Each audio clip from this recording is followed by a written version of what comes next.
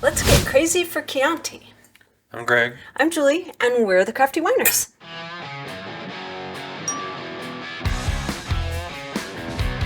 So, we are going to be making a Chianti today, and this will be our first video on a red blend. We did a Sangiovese wine, I don't remember when it was released, but a while back. And I think I said in that video that Sangiovese was the primary wine in a Chianti. And actually, it's a law. Since 1996, the rules on Chianti, regular Chianti, has to be 70% Sangiovese, and then the 30% can be, there's a wide variety of grapes that are allowed, and Merlot is one of them. And we're going to be using a Merlot, and we do have a video about how to make Merlot as well, and a video about how to make the Sangiovese. This Merlot has been sitting for 8 months. Just for today. Just for this day. We were waiting for the proper use for it, and this is it. We went through the entire process that we show you on the videos. So they both, I believe, have got potassium sorbate in them, even though they don't necessarily need it, because we're not going to back sweeten. And the pH has been lowered down to at least 3.8.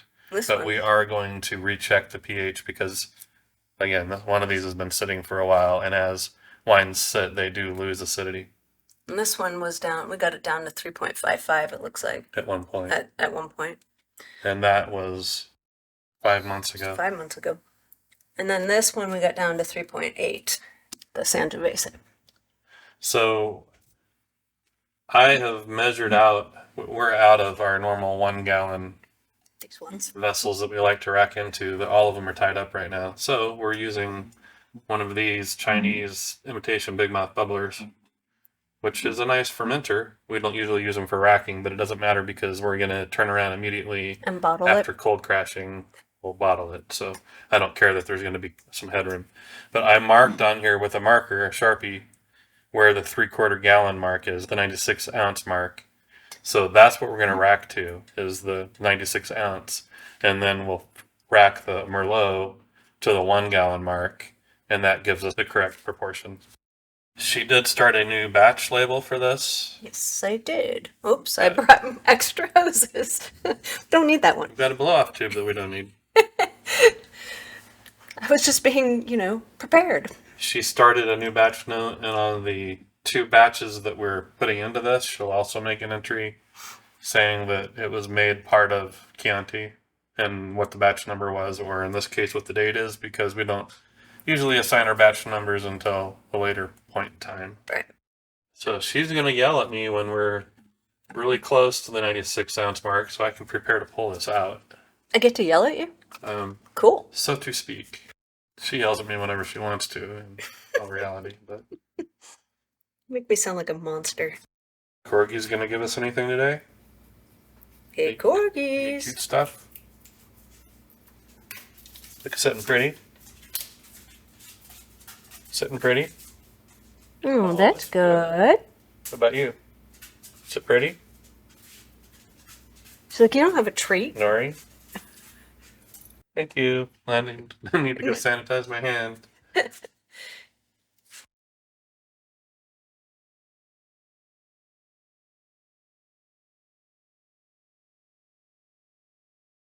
So while we're set up, you obviously would not want to leave this amount of wine in a jar like this for any amount of time. No. So since we're already set up for it, we're going to go ahead and rack this into a flip top bottle. So these flip tops are really nice to use for exactly this. We use them a lot for partials. Mm-hmm. And then obviously, we will drink this tonight for dinner, most likely. No need to re-sanitize anything during these because they're all going into the same batch. That is true. I'm going to trade her for this. I don't know if that's a good trade. This one's full. That makes it a really good trade. And then I need to try to... You can hold that for a second. I'll hold this. Good. Got it. So this one is the Merlot. And we only want 1/4 of a gallon. So this is going to go fairly quickly.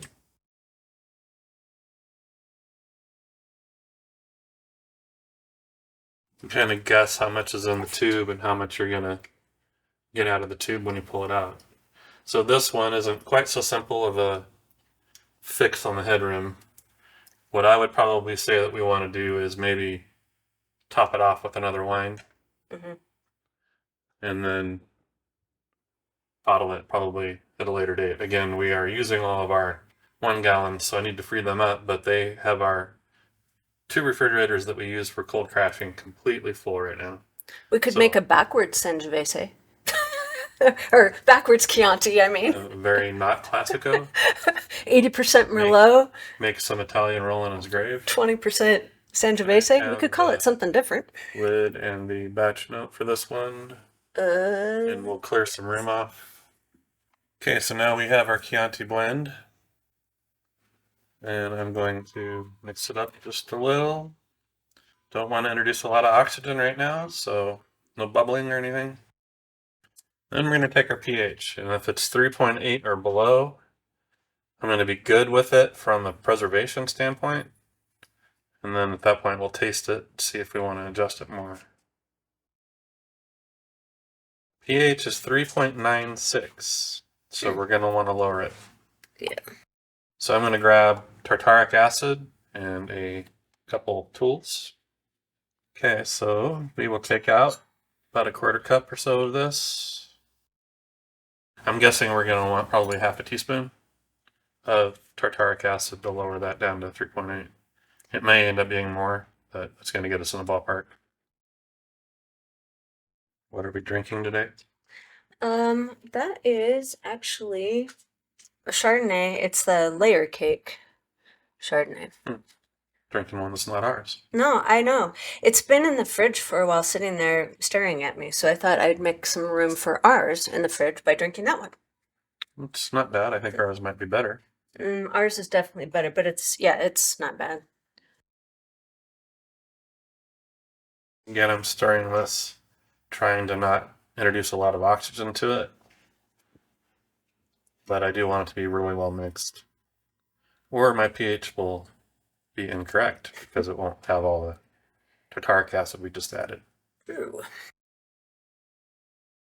It's now 3.82, so it did get us right down there. I'd say we probably want another 1/4 teaspoon though, because I'd rather be on the south side of 3.8. Yeah. I'll get the 1/4. It's 3.75, which is good. Good. Good from a preservation standpoint. And momentarily we'll know if it's good from a taste standpoint. We could also test the TA, the titratable acidity, but we usually prefer to go off of the stability measurement and our perception of the taste. Right. I mean, that's one of the great things of making your own wine. You can make it the taste you want it to be. Yeah. That's pretty good. I don't think I would add any more acid to it. Very unusual. It is. It's better than the Chianti that they give you like water at the Italian restaurants. I would be interested to know what the ABV is because I can taste the alcohol. This is a high ABV. Oh, yeah. But I'd have to use a calculator. I'll put it up on the screen, what it ended up being, because of the fact that it's 75% of one and 25% of the other. But it's definitely a higher ABV wine. This definitely made 2 wines that were just, good on their own right. Something that's better. I like this. It's unusual. It's not something that we drink every day. No, I like it. I like it better than the Sangiovese by itself. Yeah, me too. And the Merlots end up being kind of a little bit of a sweet aftertaste, and this gets rid of that as well. So they do complement each other. Yeah, I think it's good. Turned out good. We can bottle it. So we will cold crash this now for a minimum of 3 days, once I have some room in our fridge to do so. And then we will bottle it. You can watch our bottling video to see how we do that. Thank you for watching this video on Chianti. I hope you guys enjoyed it, found it interesting, and try it. And leave us comments, ask questions, and we will respond to you. And please like the video and subscribe to our channel if you haven't already. If you have, thank you very much. And until next time, cheers.